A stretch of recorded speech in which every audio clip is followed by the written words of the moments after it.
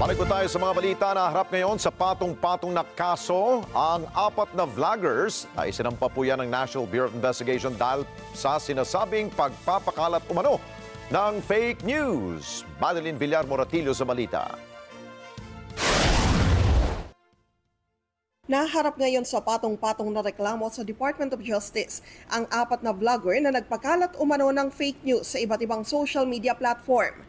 Mismo ang National Bureau of Investigation ang nagsampa ng reklamong paglabag sa anti-alias law, unlawful use of publication, inciting to sedition at iba pang paglabag sa revised penal code laban sa mga nasabing vlogger.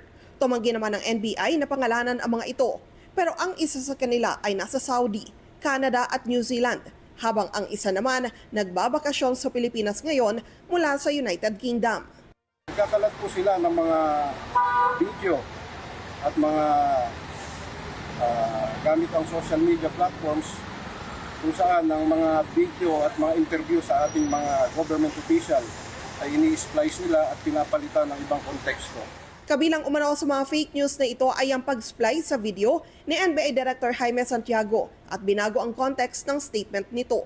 Kagaya po ng statement ng aming director, si Judge Jaime Santiago, kung saan binanggit niya na kakasuhan ang mga OFW na nagpapakalat ng mga maling balita. At kapag sila'y may warrant of arrest na, aarestuhin. Ngunit in-splice po nila ang video na ito.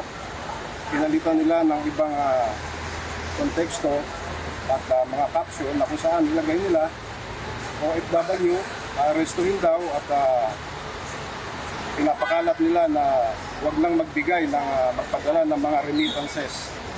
May babala naman ang NBI sa publiko na mahilig mag-share ng ganitong uri ng video. Meron din po kayong mga responsibilidad na hindi dapat ito ipagkalat o ipamahagi sa ibang mga viewers o i-share sapagkat papabilang din po kayo sa maaaring mga kasuhan ng NBI.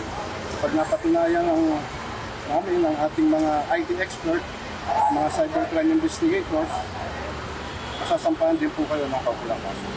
Pangamba ng NBI kung hindi umano matitigil ang mga fake news na ito ay masira naman ang tiwala ng publiko sa mga opisyal ng gobyerno. Madeline Villar Moratillo para sa Mata ng Agila. Matatag, matapang, matapat.